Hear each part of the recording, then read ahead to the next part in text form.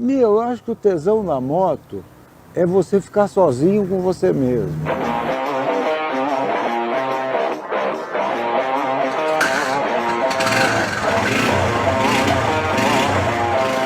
A moto é sim uma ferramenta de locomoção, um equipamento de mobilidade, esporte, lazer, turismo, depende do que você quiser fazer. A moto é muito mais do que uma máquina. É um veículo inteligente, rápido e econômico, desde claro, que seja usado você andar de moto é um negócio que te dá um prazer único, você se sentir livre. Eu vou para onde eu quiser, sabe? Eu sou dono do meu destino.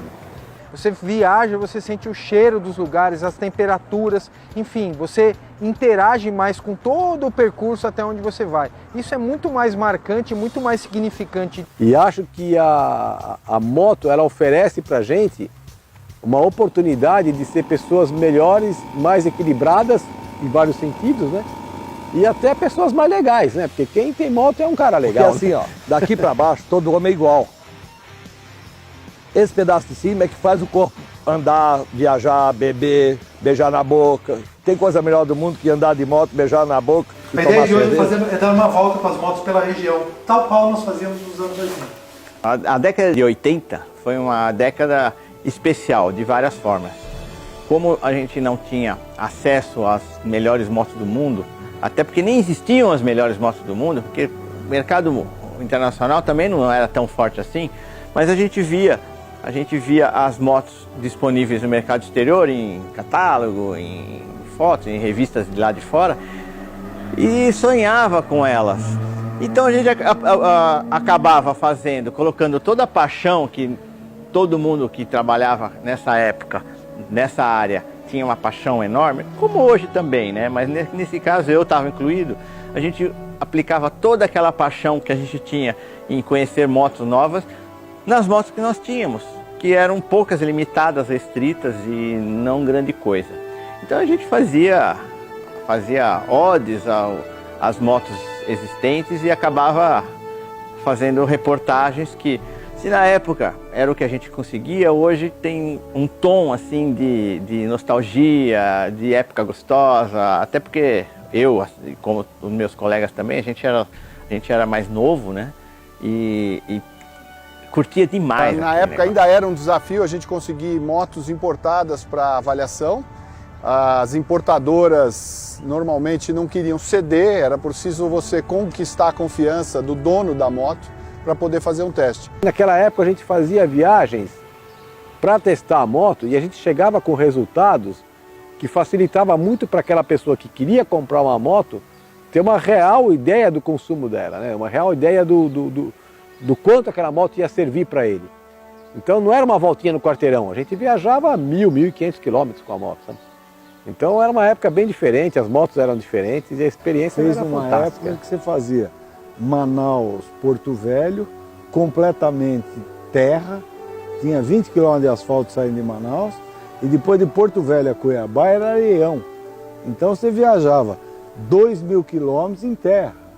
Quer dizer, o dia que você não caía 20 vezes, você falava, pô, tem alguma coisa errada, entendeu? Eu estou pilotando mal. E realmente foi assim a melhor viagem que eu fiz na minha vida. E olha que eu rodei o mundo. Eu tava chorando, cara.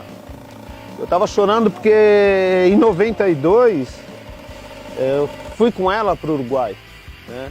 E aquela viagem mudou a minha vida, como eu falei no começo. E mudou.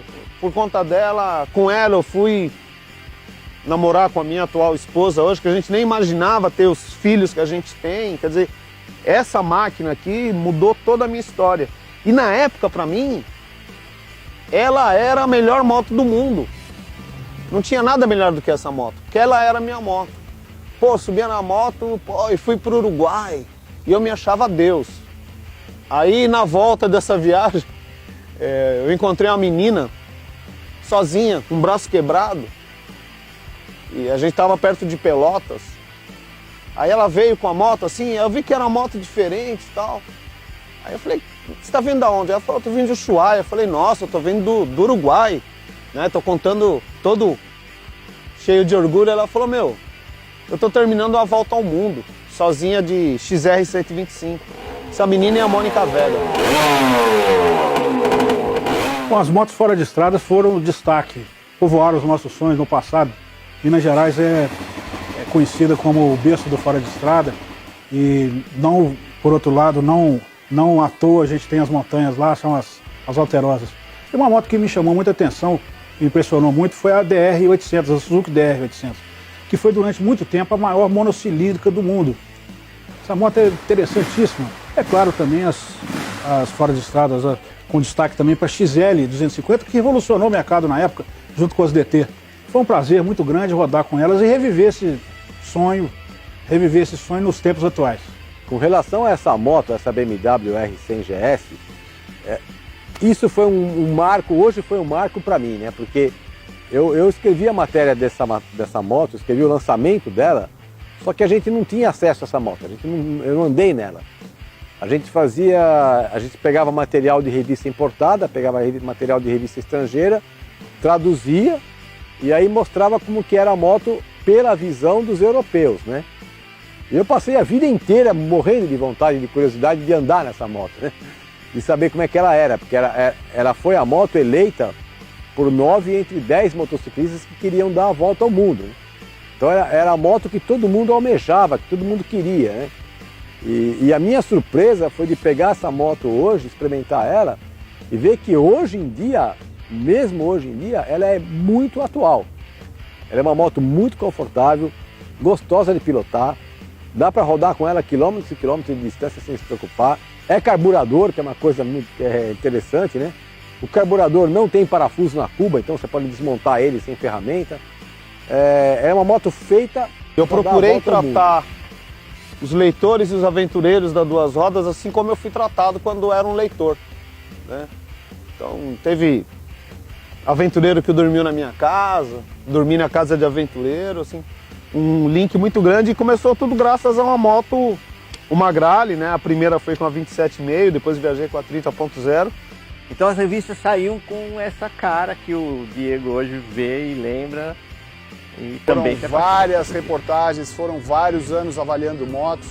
E aqui, como o próprio evento se propõe, além de encontrar meus mestres e gente que veio depois de mim, poder dar de cara com a moto que um dia eu sentei quase 20 anos atrás para andar. Foi relembrar bem de perto o que eram os dois tempos, né? Foi bem bacana, aquele cheirinho do óleo, né? Eu lembro que na época a gente saía, punha a namorada na garupa, ela chegava no cinema com o cabelo cheirando óleo e, pô, as que continuavam aí no cinema com a gente é porque era o guerreiro, que ia ficar com a gente, né? Mas a maioria desistia. A gente acabava ficando com a Grale mesmo. O que eu acho legal é isso, quer dizer, você pega uma moto dessa aqui, que é de coleção, que está zerada, etc., e você vai para as vilas, você vai para a periferia, essas motos estão andando todas estouradas e está lá, andando, entende? Quer dizer, a resistência dela que a gente viu voltando de Manaus assim que ela saiu da linha de montagem, é uma coisa que está durando por quase 40 anos, entende? As motos todas estouradas que você vê na periferia, elas estão lá com 5, 6 caras andando, etc., e elas vão embora. É o que meu avô falava, meu avô via Fordinho T em desfile e fala: eu odeio esse carro é uma merda. E por que, vô? Pô, eu vou morrer, essa bosta vai continuar andando. A XL é a mesma coisa, nós tudo aqui vamos morrer, elas vão continuar andando. Se você for um segurança de uma fábrica, você não precisa sair 2 horas antes de entrar no expediente na sua casa, você sobe na sua motinha, vai. Se você é um cara que tem 18 anos e arrumou sua primeira namoradinha, você vai pegar ela na casa dela. Se você é um cara que está precisando ganhar o seu ganha-pão, você vai entregar, você vai ser um motoboy, você vai ser um mototáxi. Se você está estressado, você sobe na sua moto, vai viajar, que nem eu fiz a semana passada, que foi lá para Agulhas Negras, atrás da neve. Eu tenho uma gratidão muito grande com a moto, porque graças a ela eu me formei, eu me eduquei, eu criei 2 filhas, eu tive família. Então, a moto proporcionou para mim um meio de vida. Então tudo que eu sou hoje é graças à moto e à motocicleta.